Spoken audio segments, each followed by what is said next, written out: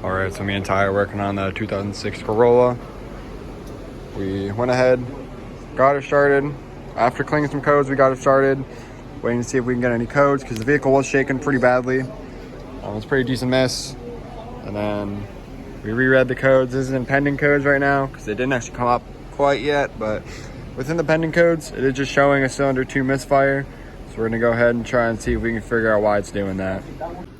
All right, so back here on the Corolla, we were getting that misfire, so we pulled the coil pack, and we got the spark plug right here, as you can see, and it looks normal.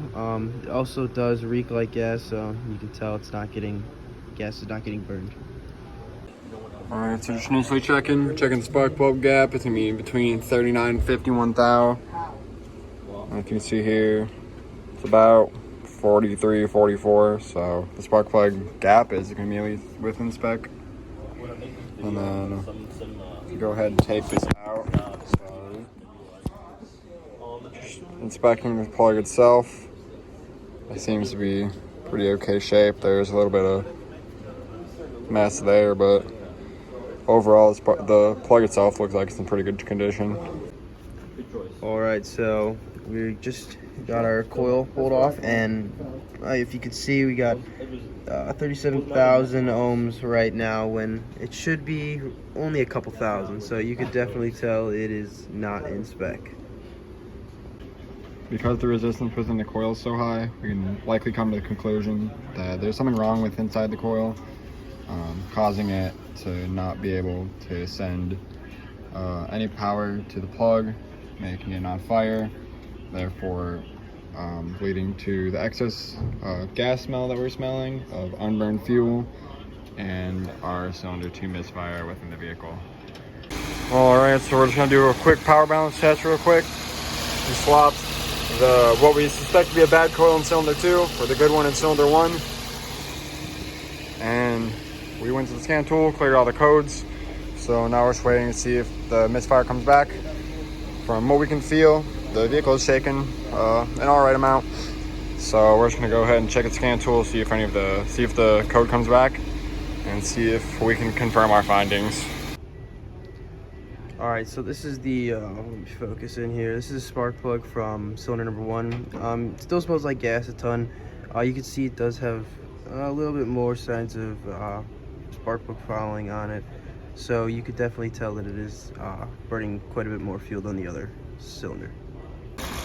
After checking the coils, we also went ahead and swapped spark plugs. We were still having the same problem, it's only 2 misfire. And nothing seemed to change. So it actually is gonna be in the coil of the plugs. But you can see, you unplug the injector. I don't know how well you can see it, but it runs just pretty much the same. So we're gonna go ahead and say that somewhere within the system, there is gonna be some sort of wiring issue with the cylinder 2 coil. Another form of an emissions control device that we actually didn't go over in class, but I think it'd be interesting to just go through real quick, would be an example on this EJ here from my Subarus. Some style EJs have TGVs, which are right within, they're sandwiched between the intake manifold and the head itself within this little housing here.